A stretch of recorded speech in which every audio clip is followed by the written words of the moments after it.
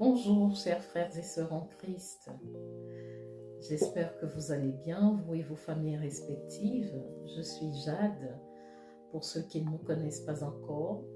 Nous avons commencé la semaine dernière une thématique sur l'héritage avec le livre de Tobie dans la Bible. Nous avons brièvement présenté ce que c'était le livre de Tobie. Et nous avons présenté les personnages qui en faisaient partie. Aujourd'hui, nous allons présenter le premier personnage, ça sera le papa de Tobie, son histoire et sa relation dans l'héritage.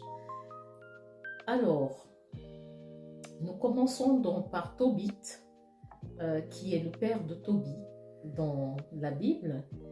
Dans ce livre de Tobie, nous voyons Tobit le père, qui est un homme bon, qui a travaillé toute sa vie, qui a fait du bien aux personnes nécessiteuses, qui a assisté les veuves, qui a nourri les orphelins, qui a donné son argent à ceux qui en avaient besoin, qui s'est souvenu de la maison d'Israël et qui continuait, qui n'a pas rompu son alliance avec la maison du roi David, qui a continué d'aller au pèlerinage en Israël tous les ans, comme la loi le voulait.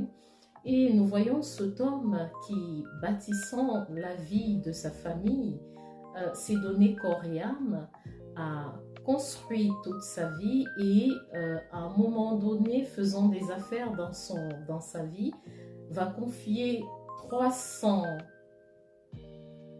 pièces d'argent à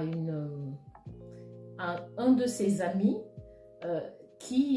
avec qui il était en affaires, et ils vont se faire un contrat partageant ainsi chacun une part de ce contrat, une partie du contrat, comme c'était fait autrefois. Une fois séparés les deux, les routes entre la maison du papa de Tobie et le lieu où vivait son ami à qui il avait confié sa fortune commençaient à devenir dangereuses, alors ils se sont séparés. 20 ans plus tard, Tobie, son père, sentant venir ses jours prochains sur la terre des vivants, décide donc d'appeler son fils pour lui parler de cet héritage.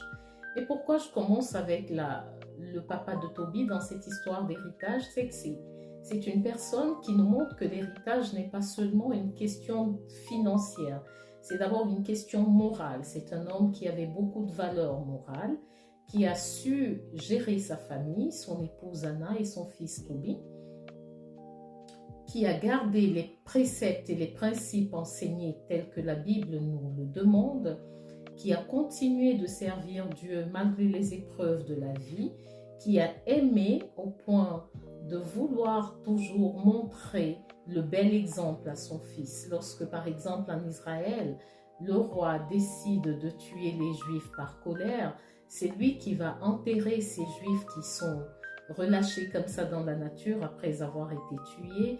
Cet homme va décider de les enterrer en cachette pour leur offrir une véritable sépulture. Donc ici, on voit une personne qui honore la dignité humaine. Ce n'est pas qu'une question financière ou matérielle, c'est surtout, nous voyons dans cet homme-là une figure vraiment christique, je vais dire comme ça. Il s'est donné, il a aimé toute sa vie, il a fait de bonnes affaires et il n'a pas manqué de garder, de préparer ou de préserver une réputation pour lui, pour sa maison et pour sa famille tout entière. Et d'ailleurs, dans le voyage de Tobie, nous allons voir au fur et à mesure des rencontres de Tobie la réputation que son père va engager le long de sa vie. Et cette réputation va le précéder jusqu'à ce que son fils arrive à récupérer l'héritage.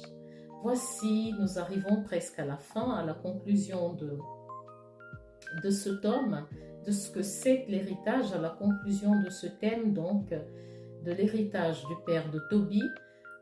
Nous allons entrer dans les détails plus tard, où nous allons probablement chacun nous poser la question, quel est notre rôle sur la terre ? Est-ce que nous entrons sur cette terre cherchant simplement à vivre une vie terrestre sans sens, où nous voulons laisser pour nos enfants un bel héritage, une réputation qui les précède jusqu'à la fin, qui nous précède et qui les précède jusqu'à la fin de leur vie, transmettant ainsi un héritage générationnel. Pour tous ceux qui se reconnaissent, qui aujourd'hui sont interpellés par la vie du père de Toby, je vous demande à chacun de chercher en nous-mêmes cette force de bâtir un bel héritage, parce que le futur, c'est nos enfants qui le tiennent en main.